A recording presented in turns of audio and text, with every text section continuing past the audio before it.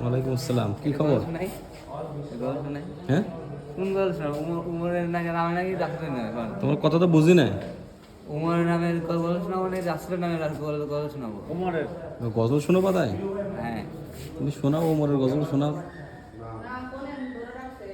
প্রভু তুমি বলেছো রাসূল দেবে না, বলনি দেবে না উমর, বলনি দেবে না হামজা তারিক, খালিদ বিজয় সমর। হাত কাটতেছ কেন? তুমি বলেছো রাসূল দেবে না, বলনি দেবে না উমর, বলনি দেবে না হামজা তারিক, খালিদ বিজয় সময়।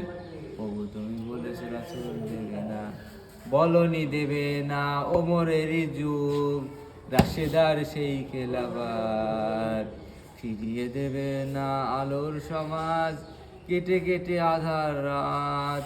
বলনি দেবে না ওমরেরই যুগ, রাশেদার সেই খেলাফার, ফিরিয়ে দেবে না আলোর সমাজ, কেটে কেটে আধার রাত।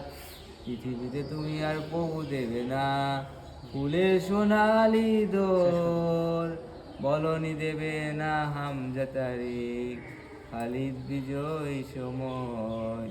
প্রভু তুমি বলেছো রাসূল দেবে না, পৃথিবীর দিকে দিকে শুধু হাহাকার, লাঞ্ছিত মানবতা, মজলুমানেরই আহাজারিতে বয় বাতাসে বিষণ্ণতা। পুনরায় পাঠাও গো মোর আবার, কাটুক আধারে ঘোর, বলনি দেবে না হামজা তারিক, খালিদ বিজয় সময়। ও তুমি বলেছো রাসূল দেবে না, বলনি দেবে না উমর, বলনি দেবে না হামজা তারিক, খালিদ বিজয় সময়।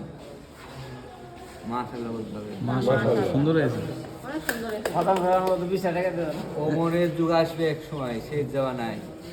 সূরা তোমরা কি- নূর 55 আয়াতে বলা হয়েছে ওমর আসবে শেষ জামানায়। মুসা ইবনে মরিয়ম দুনিয়াতে আগমন করছে, যেটা সত্য। আপনি হচ্ছে হজের সময় দেখছিলেন কাবা শরীফে কি হয়েছিল দেখছেন? ঈসা ইবনে মরিয়ম চলে এসেছে, ঈসা ইবনে মরিয়ম চলে এসেছে।